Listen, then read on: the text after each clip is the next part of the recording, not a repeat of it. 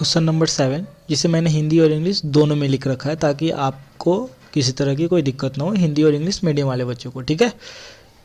Question number 7 कह रहा है from a point on the ground the angle of elevation of the bottom and the top of a transmission tower fix at the top of a 20 metre height building are 45 degree and 60 degree respectively. Find the height of the tower. भूमि के एक बिंदु से एक 20 metre ऊंचे भवन के शिखर पर लगी एक संचार मीनार के तल और शिखर के उन्नयन कोण क्रमशः 45 डिग्री और 60 डिग्री है। तो मीनार की ऊंचाई ज्ञात करना है। कह रहा है क्वेश्चन कि ये ए बी एक भवन है। मान लीजिए ये यहाँ से ए है और ये बी है। ए बी एक भवन है जिसके ऊपर एक मीनार है, ठीक है। और ये कह रहा है मीनार का तल से, ठीक है, मीनार के तल से जमीन पे जो कोण बन रहा है वो कोण बन रहा है वो कोण बन रहा है 45 डिग्री का और एक कोण बन रहा है 60 डिग्री का। तो ये 45 डिग्री का कोण हो गया। और कह रहा है कि जो आपका मीनार है उसके शिखर से जो कोण बन रहा है वो बन रहा है 60 डिग्री का। तो ये कोण जो बन रहा है वो 60 डिग्री का बन रहा है। एक कोण आपका जो बन रहा है वो 45 डिग्री बन रहा है, एक कोण 60 डिग्री बन रहा है। तो ये मान लीजिए ए बी भवन है और सी बिंदु पे ये कोण बन रहा है और जो आपका डी सी जो है वो क्या है, पूरा लंबाई है। और डी ए जो आपका हो गया मीनार हो गया, ए बी आपका, ठीक, ए बी आपका भवन हो गया।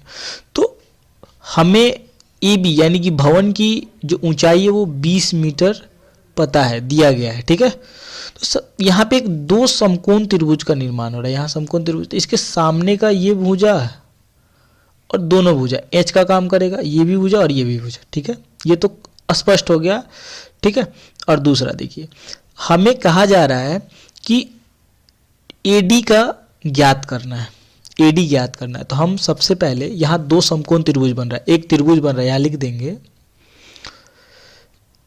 त्रिभुज। एक तो बन रहा है डी बी सी एंड, यानी कि और लिख लीजिएगा हिंदी वाले, और एक बन रहा है ए बी सी, त्रिभुज ए बी सी, ठीक है। दोनों क्या है, समकोण त्रिभुज है, समकोण त्रिभुज, यानी कि RIGHT, right angle triangle, right angle triangle बन रहा है आपका, ठीक। यहाँ ये लिख लीजिएगा, तभी आपको 5 में 5 नंबर मिलेंगे, ठीक है।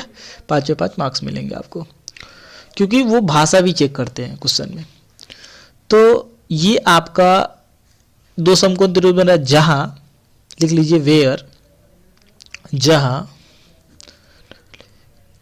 वेयर क्या है, ए बी क्या है, भवन है, ठीक है।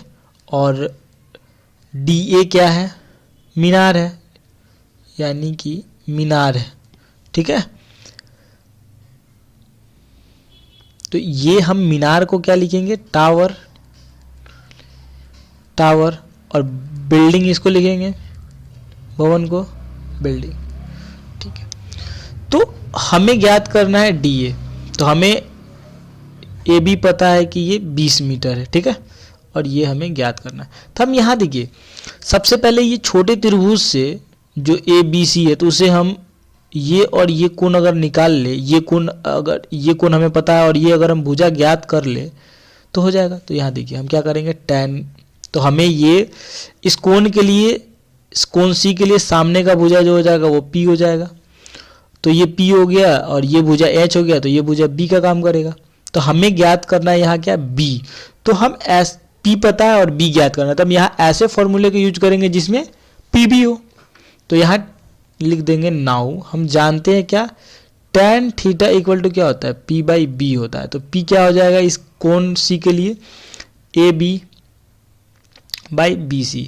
तो tan थीटा, थीटा का मान कितना, 45 डिग्री। तो लिखेंगे tan 45 degree equal to AB कितना दिया है, 20 मीटर, और BC हमें पता नहीं है।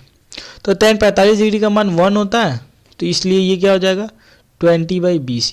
तो ये BC से इंटू हो जाएगा, इसके नीचे 1 छिपा हुआ, तो क्रॉस मल्टीप्लाई हो जाएगा। तो क्रॉस मल्टीप्लाई होगा तो क्या होगा, BC इक्वल टू 20 मीटर, ठीक है। तो हमें पता चल गया कि ये भुजा बराबर है, ठीक है। तो अब हम ये बड़े त्रिभुज को निकाल लें। तो सेम उसी तरह है, इस कोण सी के लिए ये डी बी क्या का काम करेगा, पी का काम करेगा, और बी सी बी का काम करेगा। तो यहाँ हम लिखेंगे एंड, यानी कि और क्या होगा, त्रिभुज किस में, डी बी सी में। यहाँ लिख लीजिएगा ये किस त्रिभुज में था, ये त्रिभुज था आपका ए बी सी में, in triangle A B C English medium वाले लिखिएगा, और त्रिभुज ए बी सी में, ठीक है। तो यहाँ लिख लीजिएगा त्रिभुज डी बी सी में, और इंग्लिश में लिखिएगा in triangle D B C, ठीक है। तो क्या हो जाएगा यहाँ, tan थीटा इक्वल टू क्या हो जाएगा, पी का काम क्या करेगा, डी बी करेगा, और बी सी क्या काम करेगा, बी का काम करेगा, ठीक। तो थीटा का मान कितना दिया है, 60 डिग्री दिया हुआ है, ये पूरा कौन 60 डिग्री का है, तो लिखेंगे tan 60 डिग्री इक्वल टू, तो डी बी यहाँ लिख देंगे, और बी सी हमें पता है कि 20 है, तो यहाँ हम बी सी लिख देंगे। तो tan 60 डिग्री का मान कितना होता है, tan 60 डिग्री इक्वल टू √3 होता है। यहाँ ट्रिगोनोमेट्रिक टेबल आपको याद करना पड़ेगा, और इसके लिए मैंने एक आसान सा आपके लिए वीडियो बनाया जिसमें आप मात्र 30 सेकेंड में ट्रिगोनोमेट्रिक टेबल को आप याद कर लेंगे। तो tan 60 डिग्री इक्वल टू √3 होगा, जिसका लिंक आपका आइकन में दिख रहा होगा, वहाँ जाके आप देख लीजिएगा। तो tan 60 डिग्री इक्वल टू √3 होगा, तो डी बी रहने देंगे 20, तो इससे इसके नीचे 1 छिपा है, तो मल्टीप्लाई हो जाएगा, तो क्या हो जाएगा, डी बी इक्वल टू 20√3। तो देखिए, तो हम जो बता रहे थे आपको, डी बी तो हमें पता चल गया, डी बी हमें पता चल गया, तो हम यहाँ एक चीज़ जान रहे हैं, क्या जान रहे हैं, कि डी बी जो है वो है आपका D A plus A B, यानी कि संचार, यानी कि टावर की ऊंचाई, यानी कि संचार की ऊंचाई प्लस भवन की ऊंचाई। तो अगर हम डीबी में से भवन की ऊंचाई घटा दे तो हमें डीए यानी कि संचार का ऊंचाई मिल जाएगा। तो इसको डीए इक्वल टू क्या लिखेंगे, डीबी माइनस ए बी, यानी कि इस पूरे में से अगर हम ये भवन की ऊंचाई यानी कि डीए में से ए बी घटा देंगे तो हमें डीए मिल जाएगा। तो मैंने वही किया यहाँ। तो देखिए, तो हमें डीबी पता है 20√3 आया है और ए बी हमें पता है कि 20 है, 20 है, ए बी हमें पता है। तो 20 में से ये 20√3 में से 20 घटेगा तो हम क्या करेंगे, इसमें दोनों में से सबसे पहले √3 को छोड़ के इसमें से 20 को कॉमन ले लेंगे, इसमें से 20 इसमें से 20, तो बचेगा क्या, इसमें बच गया √3 और इसमें बच गया माइनस, तो माइनस रहेगा 1। तो आपका जो आंसर आ गया क्या आ गया, 20 × 20 × √3 माइनस 1, ठीक है। तो 20 × √3 माइनस 1, ठीक है। तो ये आपका संचार का ऊंचाई हो गया। तो हम क्या लिखेंगे, लिखेंगे the height of the tower is 20 × √3 minus 1, और हिंदी में लिखेंगे मीनार की ऊंचाई इक्वल टू 20√3 माइनस 1। तो क्वेश्चन नंबर आपका जो 7 है वो सॉल्व हो गया। किसी तरह का कोई डाउट हो कमेंट में आप हमें ज़रूर बताइएगा, ठीक है।